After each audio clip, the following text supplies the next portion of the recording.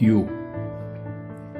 노란색과 검은색으로 칠한 버스 한 대가 마을 입구에 섰다가 국도로부터 도드링겐 방향으로 구부러졌다. 로베르토는 버스가 남긴 먼지 구름 속에서 아버지가 나타나는 것을 보았다. 노인은 마치 안개 연기 속에서 나타나는 것처럼 확실해지더니 점점 생생해졌고 대낮의 더위도 타지 않는 듯 했다. 그는 중심가로 들어오더니 백조 집 앞을 지나쳤다. 마을의 따분한 아이들이 옥외 계단에서 그를 내려다보았다. 15살이나 16살쯤 되는 아이들이다.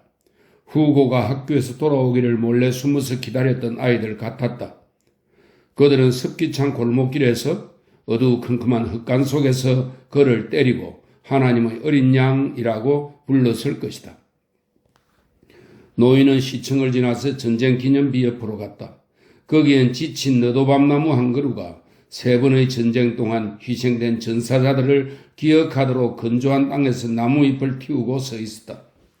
노인은 묘지의 담장잎에 멈춰 서더니 주머니에서 손수건을 꺼내 이마를 닦고 다시 접어넣은 뒤 재킷을 반듯하게 잡아당겼다.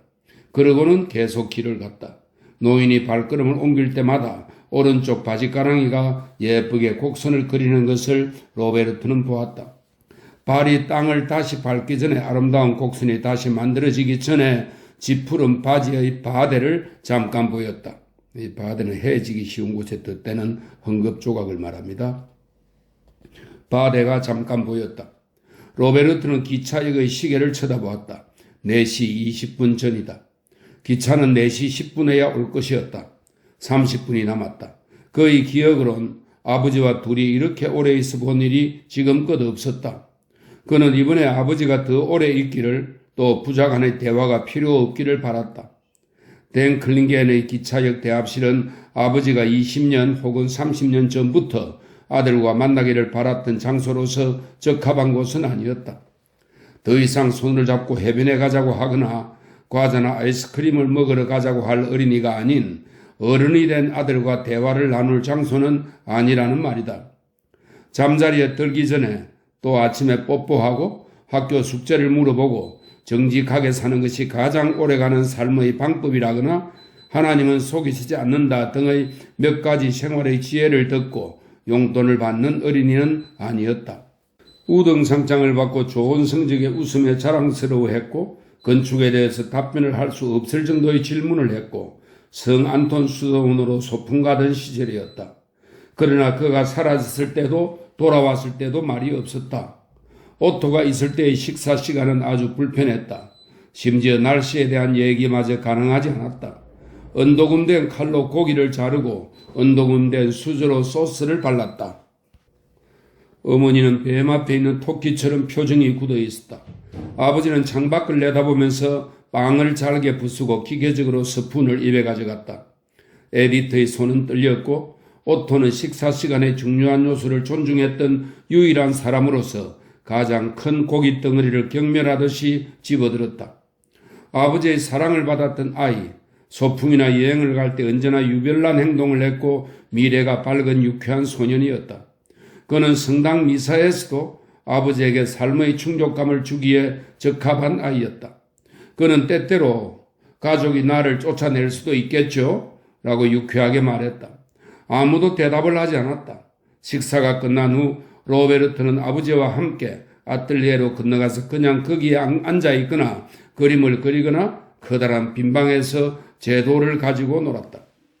그 방에는 아직 5명의 건축가가 사용한 설계용 탁자가 아무도 없이 그대로 있었다. 한편 아버지는 피곤한지 앞치마를 옷 위에 걸치고 나서 돌돌 말려있는 설계도들을 모았고 몇 번이나 성안톤 수도원의 설계도 앞에서 서성거리다가 나중에는 나가서 산책을 하고 커피를 마시고 오랜 동료와 오랜 적들을 방문하기도 했다. 그러다 집들의 빙하기가 왔다. 그 집들에서 그는 이미 40년 전부터 흔쾌히 보아오던 손님이었다.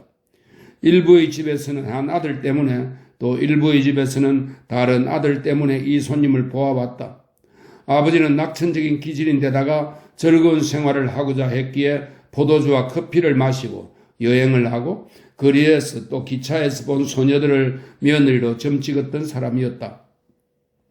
그는 몇 시간 동안이고 유모차를 밀고 가는 에디트와 함께 산책했다. 그는 별로 할 일이 없어서 건축한 병원의 작은 리모델링을 계획하고 검토를 하고 성 안톤 수도원으로 가서 담장 수리를 감독할 때면 행복해했다. 그는 로베르트가 그를 별로 좋아하지 않는다고 생각했으며 로베르트는 아버지가 자기를 좋아하지 않는다고 믿었다.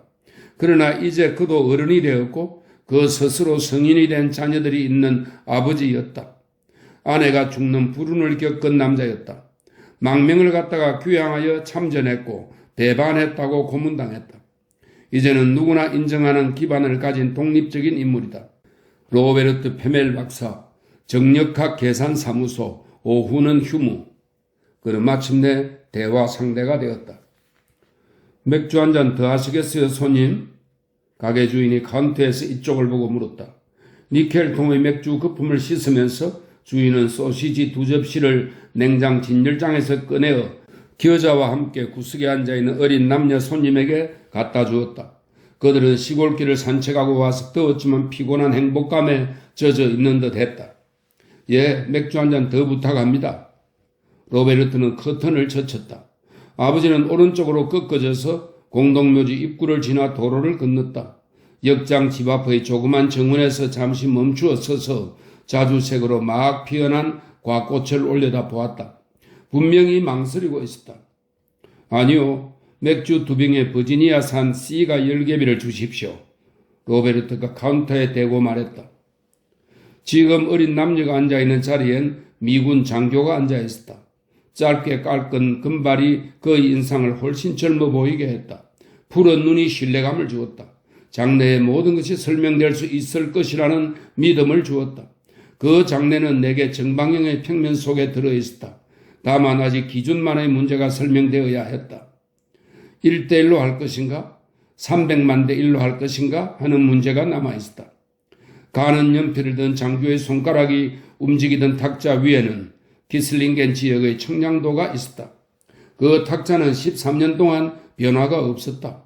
지금 먼지 가득한 샌드를 치는 젊은이의 발이 놓인 탁자 다리 오른쪽에는 지루했던 운전학원 학생이 새겨놓은 이니셜 JD가 여전히 있었다. 아마 그 이름이 조세프 도들링거였을 것이다. 빨강과 흰색의 격자무늬 식탁보도 바뀌지 않았다. 의자들은 2번의 전쟁을 버텨냈다. 순수한 너도밤나무로 안전하게 만들어진 의자들은 70년 동안 기차를 기다리는 농부들에게 봉사해왔다.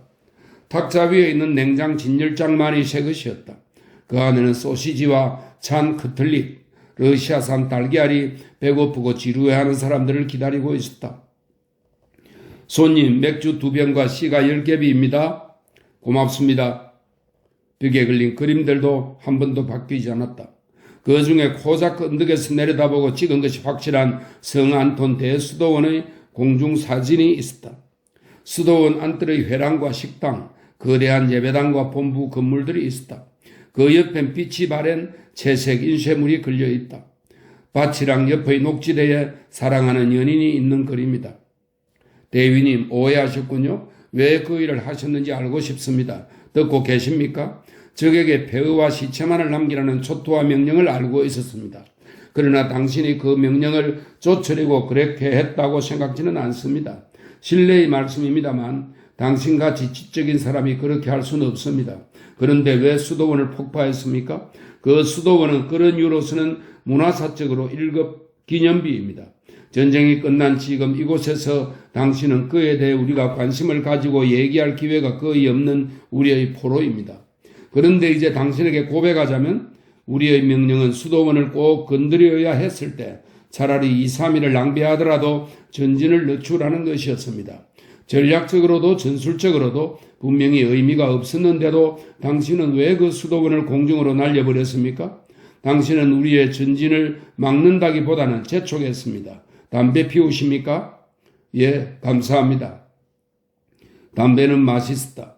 버지니아 산으로 향이 좋고 강했다. 난 당신이 내 말을 이해하기를 바랍니다. 제발 뭐라고 말 좀 해보세요. 우리는 거의 동년배라고 생각합니다. 당신은 29살이고 난 27살이니까요. 내가 당신을 이해하려고 한다는 것을 모르시겠습니까? 아니면 진술의 결과가 우리 편이나 당신 동양인에게 미치는 영향을 두려워하시는 겁니까? 그러나 로베르트가 그것을 말한다 할지라도 그것은 더 이상 맞는 말이 아니었다. 서류상으로 꾸며진 것은 최소한 진실일지도 모른다. 5년 반의 전쟁 동안 이 순간을 기다려왔다는 사실이 더 이상 맞지 않는 말이었다. 이 순간에 수도원이 마치 신의 선물같이 그의 기념비로서 거기에 있었기 때문이다. 그는 사람들이 보호할 필요가 없는 결코 문화사적 기념비가 아니었던 사람들에게 먼지와 폐허로 된 기념비를 세워주고자 했다. 폭탄 파편에 맞아 죽은 에디트, 유죄 판결을 받았던 암살자 페르디, 그의 심부름으로 작은 쪽지를 우편함에 던져주었던 청년, 실종된 슈렐라의 아버지, 이 나라로부터 멀리 떨어져 휠덜린을 읽으며 살아야 했던 슈렐라 자신, 식당 앙크의 종업원, 그룰, 그리고 썩은 뼈가 공포에 뜬다는 노래를 부르면서 끌려간 수많은 사람을 위한 기념비를 세워주고자 했던 것이다. 그 누구도 그들의 정당성을 말해주지 않을 것이다. 아무도 그들에게 더 나은 것을 가르치지 않았다. 다이너마이트와 몇 개의 공식, 그것이 그에겐 기념비를 세울 수 있는 가능성이었다. 정밀한 작업으로 정평이 나 있는 그에겐 폭파부대가 있었다. 시우리트, 호흐브레트, 칸드스 같은 사람들이다. 우리는 당신의 상관 오토 괴스트 장군의 말을 진지하게 받아들일 수 없었다는 걸 잘 알고 있습니다. 우리 정신과 군의들이 의견 일치를 보았었습니다. 그런데 미군 정신과 군의들의 의견 일치를 이끌어낸다는 것이 얼마나 어려운 일인지를 당신이 아셨으면 좋겠습니다. 그들은 장군이 미쳤다는데 의견 일치를 보았으며 그의 행동에 대하여 책임을 물을 수 없기 때문에 그 책임은 당신 대위님에게 있다는 것입니다. 당신은 미치지 않은 것이 확실하니까요. 대위님, 그리고 당신에게 알려드립니다만 당신 동료의 진술로 당신이 아주 불리해졌어요. 당신의 정치 견해에 대해서는 전혀 묻고 싶지 않습니다. 그 무죄 변명이야말로 내게 너무 뻔해서 듣고 있노라면 지루하기까지 합니다. 벌써 나 내 동료들에게 이 훌륭한 나라에서 5명이나 6명, 많으면 9명쯤 찾아내서 그 책임을 물을 것이라고 말했습니다. 그래서 우리가 누구에 대항하여 이 전쟁을 치렀는지를 자문하지 않으면 안 될 것이라고요. 그러니까 분별력 있고 친절하고 지적이며 심지어는 교양 있는 사람들에 맞서 싸웠다는 것이죠. 내 말에 제발 대답해 보세요. 왜 당신은 그런 일을 했습니까? 미군 장교가 앉아있던 자리에 지금은 젊은 처녀가 앉아있다. 군만두를 먹고 맥주를 한 모금씩 마시면서 킥킥거린다. 지평선 너머로 그는 전쟁에서 무사한 어두운 잿빛의 가나다란 성 세베린 교회 탑을 볼 수 있었다. 아주 친절하고 통찰력 있는 사람들 대신에 야만인을 기대하는 것이 바보스러운 일인 것처럼 문화사적 기념비에 완전히 감동하여 존경을 표한다고 말해야 했단 말인가. 에디트와 페르디, 슈렐라와 그 아버지, 그롤과 쪽지 편지를 우편함에 던져주었던 청년, 바키라에 반대하는 손을 들었다가 살해된 폴란드인 안톤, 그리고 썩은 뼈가 고통에 뜬다는 내 노래를 불렀던 수많은 사람을 위한 기념비다. 좋은 것은 어떤 것이라도 그들에게는 주어지지 않았다. 아무도 돌봐주는 이 없는 양들을 위한 기념비였다. 기차를 타려고 했을 때 그의 딸 루터가 막 성 세베린 교회 정문을 지나서 역으로 달려오고 있는 것이 확실했다. 검은 머리에 초록색 모자를 쓰고 장미색 풀 오버를 입고 있는 그녀는 아버지, 오빠 그리고 할아버지를 만난다는 기쁨에 상기되어 있었다. 저녁에 있을 할아버지 생신잔치 전에 성안톤병원에서 오후에 커피를 마실 것이었다. 아버지는 밖에 있는 열차 시간표 앞의 그늘에 서서 출발 시간을 들여다보았다. 붉게 상기된 갸름한 얼굴의 노인은 사랑스럽고 관대했고 친절했다. 물소의 성찬을 한 번도 먹은 적이 없어서인지 그는 나이에 비해 추해 보이지 않았다. 그는 모든 것을 알고 있을까? 아니면 아직도 경험하고 있는 것일까? 그는 그것을 그의 아들 요제프에게 어떻게 설명할 수 있을까? 생각이나 느낌을 기록하여 알리고 심리학자들에게 그걸 넘기는 것보다 침묵이 나았다. 그러니 친절한 젊은이에게도 그걸 설명할 도리가 없었다. 젊은이는 고개를 흔들며 그를 쳐다보았다. 그러곤 그에게 뜯어진 담뱃갑을 테이블 위로 밀어주었다. 그는 담뱃갑을 받아들고 감사하다고 말하면서 호주머니에 넣고 자기 가슴에 있는 철제 십자 훈장을 떼서 테이블 위로 그에게 밀어주었다. 붉은색과 흰색의 격자무늬 테이블 보가 이리저리 밀렸다. 그는 그것을 다시 평평하게 잡아당겼고 젊은이는 얼굴이 빨개졌다. 아닙니다, 아닙니다. 로베르트가 말했다. 내가 서투른 걸 용서하십시오. 난 당신의 마음을 언짢게 해드리려는 것이 아니라 이걸 기념품으로 주고 싶습니다. 성안톤 대수도원을 폭파하고 그 대가로 이 훈장을 받은 사람에 대한 기념입니다. 그 사람은 장군이 미쳤다는 것을 알았을지라도 그리고 그 폭파가 전략적으로도 전술적으로도 아무 의미가 없다는 것을 알았을지라도 폭파했습니다. 당신이 준 담배를 기꺼이 갖겠습니다. 우리는 단지 동년배로서 선물을 교환했다고 생각하시길 부탁드립니다. 아마도 그는 6명의 수도사들이 당시 하지 축제를 지내려고 고작 언덕에 올라가서 불을 밝히고 시체가 뜬다고 소리맞춰 외쳤기에 그런 일을 했을지도 모른다.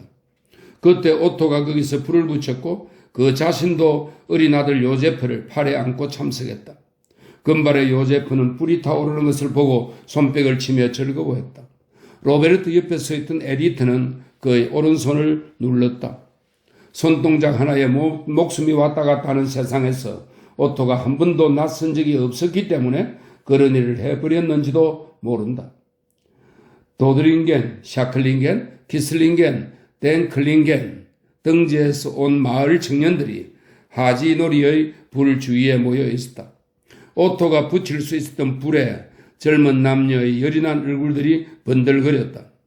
모두는 세속적인 수도사들과 소리맞춰 함께 노래했다.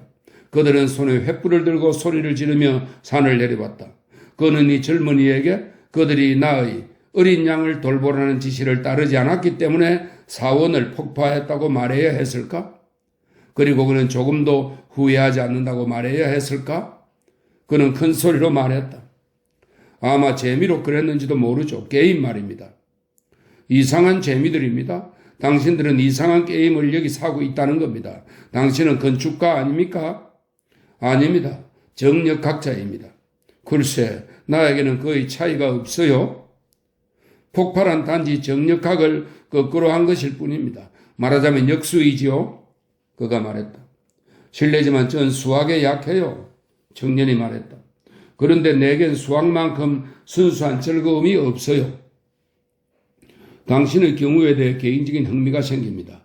당신이 수학을 좋아한다고 말을 하는 것은 폭파에 대해 어떤 직업적인 관심이 앞선다는 뜻인가요? 그럴지도 모르죠. 정력학자는 정력학적 법칙을 푸는데 어떤 힘이 필요한가를 무척 알고자 합니다. 당신은 그것이 완벽한 폭파였다는 걸 인정하실 겁니다. 그러면 당신은 소위 그 추상적인 관심에서 그 역할을 행할 수 있었다는 걸 진지하게 주장하시려는 겁니까? 예. 난 정치적 신문을 결코 포기할 수 없다고 생각합니다. 그래서 거짓 증언을 하는 것은 의미가 없다는 주의를 드립니다. 우리는 당신의 증언을 검토하는 데 필요한 모든 자료를 갖고 있습니다. 그 순간에 비로소 그에게는 그 수도원이 35년 전 아버지가 세웠다는 생각이 났다. 그들은 이미 그 사실을 자주 들었을 것이고 그가 한 말이 진실이 아니라는 것을 확실히 알았을 것이다. 그는 이 청년이 그 사실을 끄집어내어 아버지에 대한 콤플렉스라고 설명하려 들까봐 겁이 났다. 아마 이 젊은이에게 그들이 어린 양을 돌보지 않았기 때문이라고 말하는 것이 나을지도 모른다. 또 그럼으로써 그가 제정신이 아니라고 생각하게 하는 확실한 근거를 주는 것이 나을지도 모른다. 그러나 그는 창밖으로 성세베린 교회의 가느다란 탑을 바라보고 있기만 했다. 마치 그것이 자신이 빼앗긴 전리품이라도 되는 듯 말이다. 반면에 그 젊은이는 그가 생각할 여지 없이 아니라고 대답할 질문만을 해댔다. 그 소녀는 빈 접시를 이제 밀어버렸고 젊은 청년의 접시를 들더니 재빨리 포크 2개를 동시에 오른손에 잡고 왼손으로 자기의 빈 접시에 청년의 접시를 포개었다. 그러곤 위 접시에 포크 2개를 올려놓았다. 그녀는 아무것도 들지 않은 오른손으로 사내의 팔뚝을 잡더니 웃으며 그의 눈을 쳐다보았다. 당신은 그러니까 어떤 조직에도 속하지 않았다는 말씀이시죠? 휠들리는 익습니까? 좋습니다. 내일 다시 한번 모셔오게 해야 할 것 같습니다. 마음의 연민은 영원히 그대로 남는다. 아버지가 대합실에 들어서자 그는 얼굴을 붉히며 다가갔다. 그리고 손에서 무거운 모자를 받아들고 말했다. 아버님 생신을 축하드리는 걸 잊었습니다. 용서하세요. 아버님 드실 맥주는 벌써 주문해 놨습니다. 아직 차야 할 텐데 그렇지 않으면 고맙다. 생일 축하도 고맙고 맥주는 신경 쓰지 말거라. 찬 것을 썩 좋아하지 않으니까. 이리로 오세요. 앉으시죠. 아직도 25분이나 남았습니다. 그들은 맥주 잔을 들고 서로 고개를 끄덕이면서 마셨다. 로베르트가 말했다. 모든 것이 예전 그대로입니다. 아름다운 여름날 저녁이면 기슬링겐에서 걸어와서 이곳에서 기차를 기다리던 때나 마찬가지입니다. 그렇구나. 바뀐 게 없구나. 아버지가 말했다. 루트에게 전화했니? 그 애도 올 거지? 그 애 본 지도 꽤 오래되었구나. 예, 옵니다. 이미 기차를 타고 오고 있을 겁니다. 우리는 4시 반 조금 지나면 기슬링겐에 도착할 것이다. 그곳에서 커피를 마시고 느긋하게 7시까지 다시 집으로 가면 된다. 너희들 파티에 오는 거지? 당연하죠, 아버님. 그걸 의심하셨나요? 아니다. 그건 아니고 파티를 그만두거나 거절할까 생각했었다. 하지만 아이들 때문에 그렇게 하지 않는 게 낫겠다. 내가 이 날을 위해 준비한 것이 많거든. 노인은 붉은색과 흰색의 격자무늬 테이블 보러 눈길을 돌리고 맥주잔으로 거기다가 원을 그렸다. 로베르트는 두 손의 피부가 매끈한 것을 보고 놀랐다. 순결한 어린아이 손 같았다. 아버지는 고개를 들더니 로베르트의 얼굴을 바라보았다. 루트와 요제프를 생각했다. 요제프는 사귀는 여자가 있다는 걸 알고 있지? 아니요. 노인은 다시 아래를 보고 맥주잔으로 또 원을 그렸다. 난 항상 여기 밴드류에 있는 두 농가가 너희들의 두 번째 고향이 되기를 바랐다. 그러나 너희들 모두는 언제나 도시에서 살기를 좋아했지. 에디트조차도. 요제프에게서야 비로소 내 꿈이 실현되는 것 같다.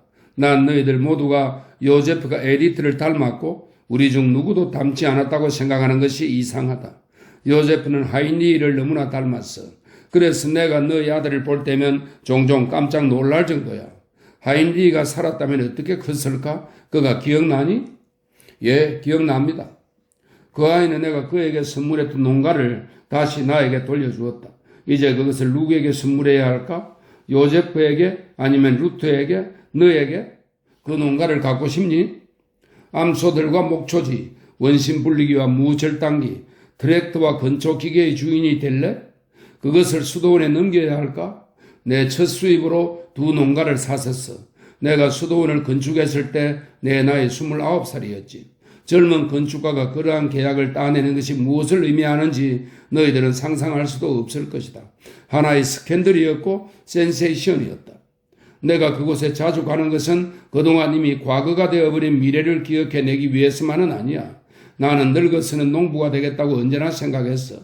그런데 농부가 되지 못하고 단지 아내와 함께 장님놀이를 하는 늙은 바보가 되었구나.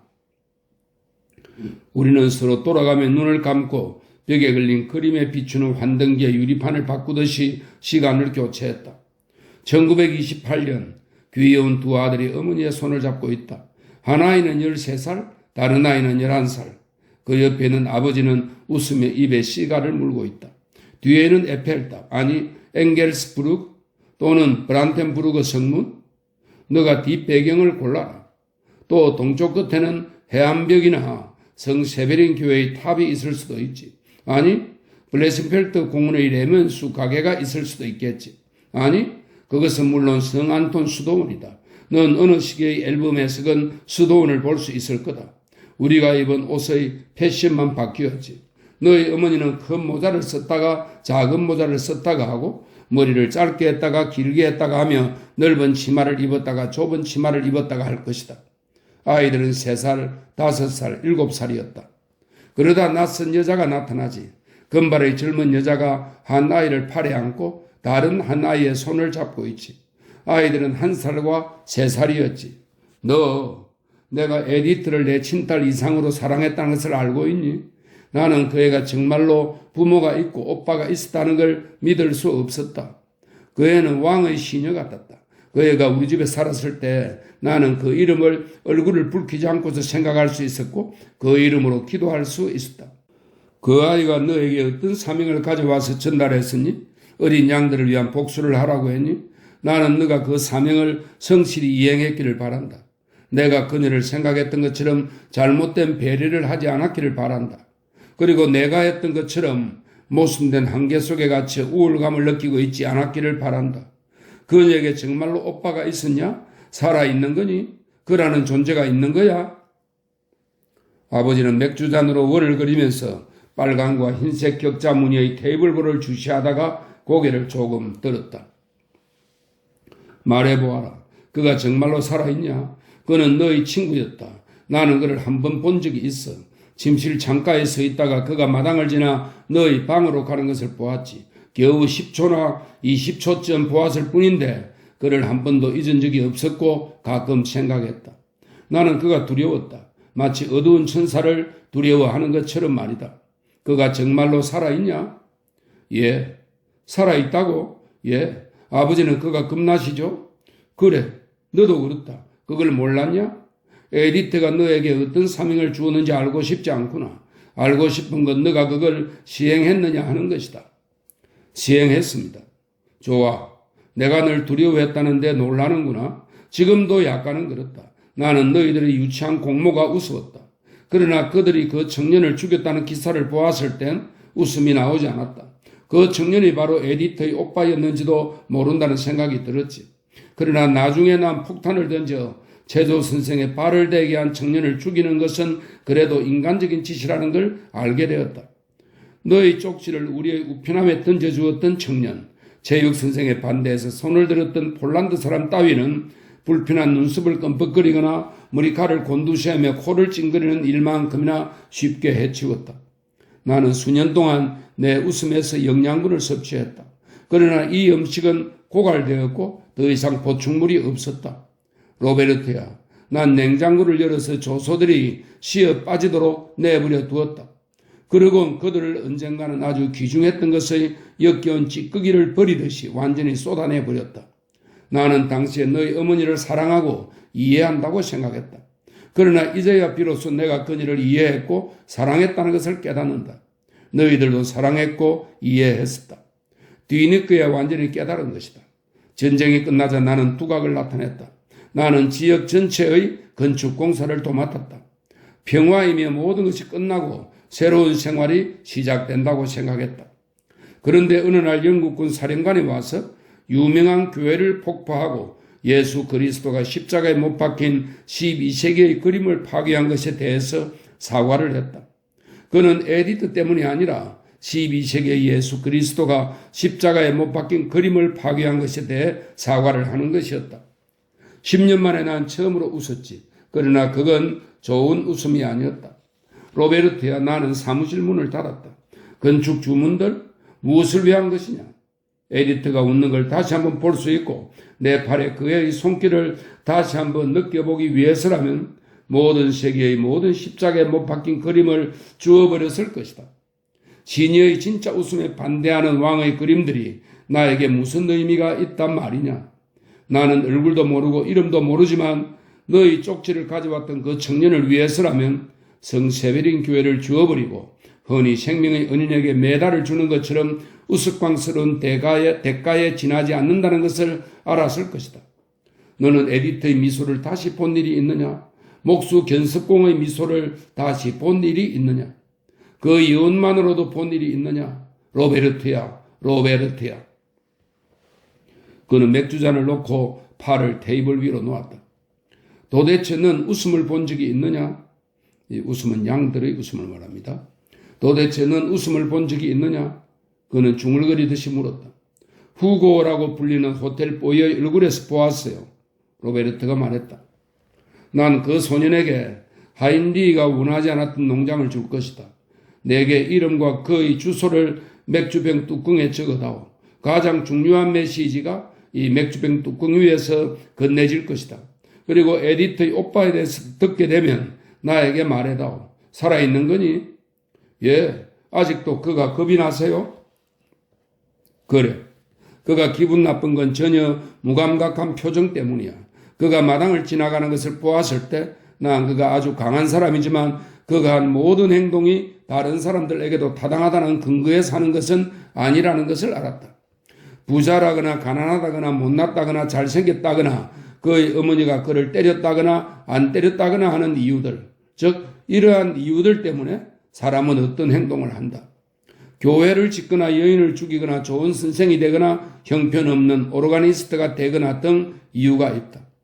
그런데 그에게는 무엇인가를 설명할 수 있는 어떤 이유도 없다는 것을 나는 알았다. 그때는 내가 아직 웃을 수 있던 시기였다.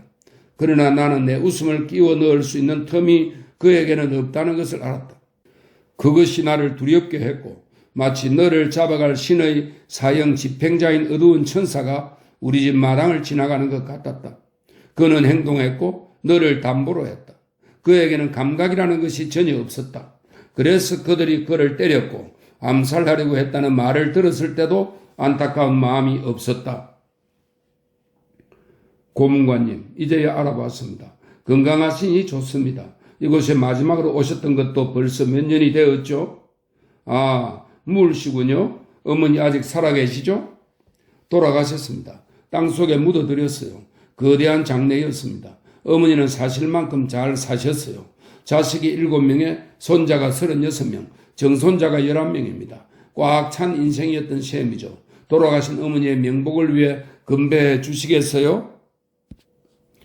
기꺼이 그러죠, 물씨. 어머니는 대단한 여자였어요. 노인이 일어서자 로베르트도 일어났다. 주인은 긴 탁자로 가더니 맥주 잔을 가득 채웠다. 기차역의 시계는 이제야 4시 10분을 가리키고 있었다. 농부 2사람이 탁자 앞에서 기차를 기다리다 지친 듯이 군만두를 입에 밀어넣고서 맥주를 마셨다. 얼굴이 붉으려하고 축축한 눈을 한 가게 주인이 테이블로 돌아오더니 맥주잔을 쟁반에서 테이블 위로 내려놓고서 자기의 잔을 들었다. 모친의 명복을 위해서 물씨. 그들은 각자 잔을 치켜들고 서로 건배한 다음 마시고 나서 잔을 내려놓았다. 자네 모친은 50년 전에 내가 키슬링겐에서 목마르고 배고픈 채 건너오면 외상을 주었는데 알고 있나요? 그땐 철도가 수리 중이라 4km씩 뛰어다니는데도 문제가 되지 않았어요. 자, 자네와 자네 모친을 위해서 들죠. 물씨, 이쪽은 내 아들입니다. 아직 모르죠? 베멜입니다. 반갑습니다. 물입니다. 반갑습니다. 이곳의 아이들은 모두 고문관님을 알고 있습니다. 모두가 고문관님이 우리의 대수도원을 건축했다는 것을 알고 있습니다. 할머니 중에는 고문관님의 이야기를 하신 분이 몇 분 계십니다. 고문관님이 미장이들을 위해 맥주를 한 마차나 주문하셨고 기공식 잔치에선 동물을 주셨다고 설명했습니다. 이번엔 고모님의 건강을 위해서 한 모금 해요. 그들은 선체로 잔을 비웠다. 로베르트는 빈잔을 손에 들고 탁자로 돌아가는 주인을 찬찬히 바라보았다. 주인은 젊은 남녀의 빈 접시를 창구로 밀어넣고서 청년의 음식값을 계산했다. 아버지가 그의 양복 재킷을 잡아당겼다. 이리 와 앉아라. 아직 10분이 남았다. 저들은 오른쪽에 양심을 가진 훌륭한 사람들이다. 노인이 말했다. 이 사람들을 두려워하진 않으시네요. 그렇죠? 아버지? 노인은 자기 아들을 빤히 쳐다보았다. 갸름한 얼굴이 아직 빛났으나 웃지는 않았다. 이 사람들이 후고를 괴롭힌 사람들입니다. 아마 이들 중에 페르디를 목매단 사람이 있을지도 모릅니다. 로베르트가 말했다. 너가 사라졌을 때 우리는 너의 소식을 기다렸다. 나는 모든 사람을 두려워했다. 그러나 무엇을 두려워했을까? 너는 그가 두렵니? 저는 모든 사람에게 제가 굴복당하고 싶어 하는지를 자문합니다. 그렇다라고 말하는 사람은 많지 않습니다. 넌 에디트 오빠에게 속수무책이었니? 아닙니다. 네덜란드에서 한 방에서 같이 지내면서 우리는 가진 모든 것을 나누어 썼습니다. 반나절은 당구를 치고 나머지 반나절은 공부했습니다. 그는 독일어 공부를 하고 전 수학 공부를 했습니다.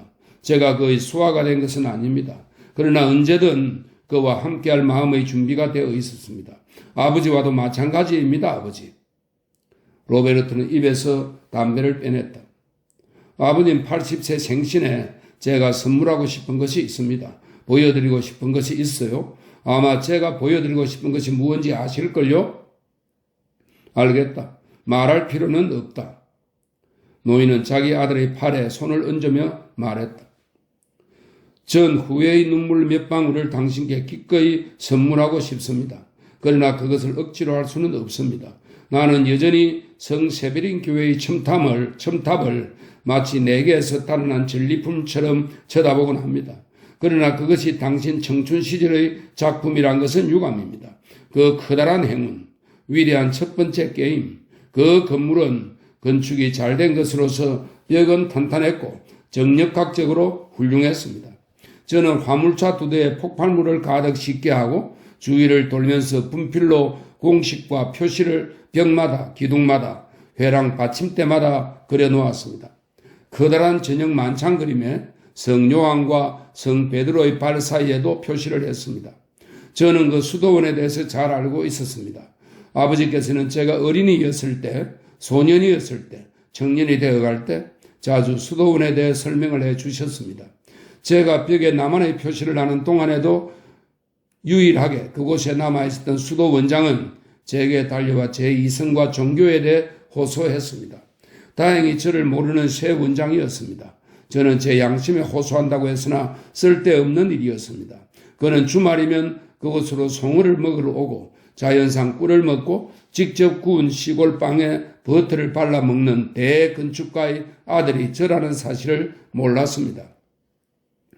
그리고 제가 정신이 이상한 사람인가 하고 원장이 저를 들여다보고 있을 때 저는 그에게 속삭였습니다. 썩은 뼈가 공포에 뜬다고요. 전 아버지가 수도원을 짓던 때와 마찬가지로 정확히 29살이었습니다. 저는 지평선 너머로 잿빛으로 가늘게 나타나 있는 전리품을 노려보았습니다. 성세베린이었습니다. 그러나 저는 체포되었고 한 젊은이가 저를 신문했습니다.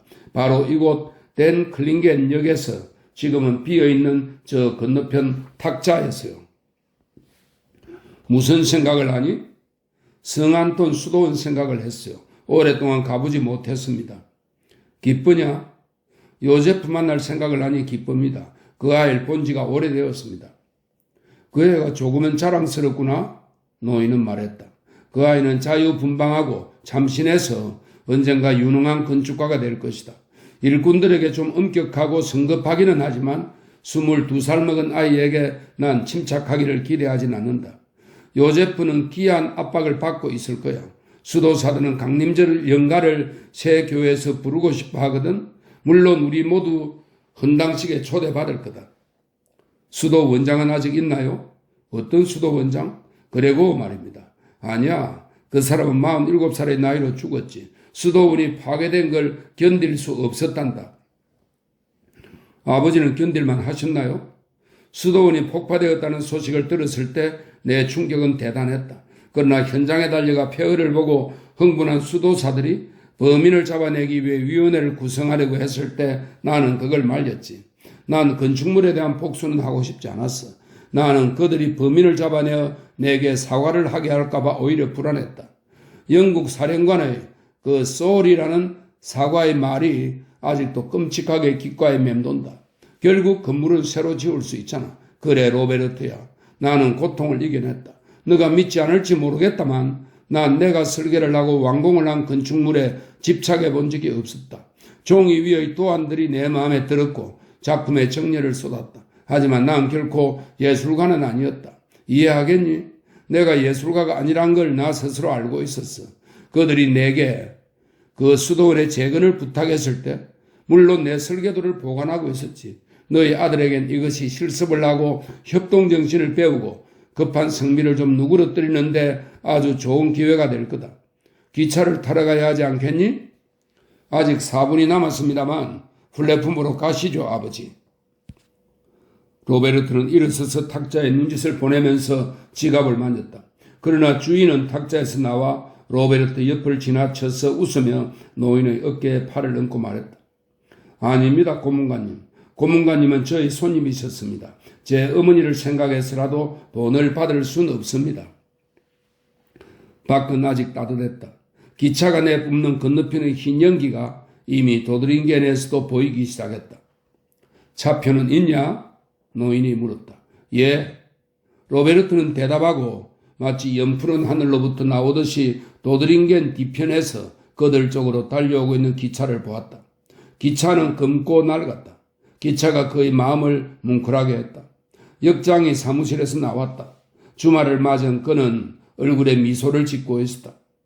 이리 오세요, 아버지, 이리로. 루트가 소리쳤다. 녹색 모자를 쓴 그녀가 팔을 흔들었다. 붉은 장미색 풀오버를 입고 있었다. 그녀는 할아버지 손을 잡아 그가 성강구로 오르도록 도와주었다. 그리고 아주 그를 안아 열려있는 성강구로 들어가게 했다. 이어서 아버지를 끌어올렸고 뺨에 키스했다. 너무 좋아요. 성안돈 수녀원과 오늘 저녁이 정말로 기대돼요. 역장이 호각을 불면서 출발 신호를 알렸다.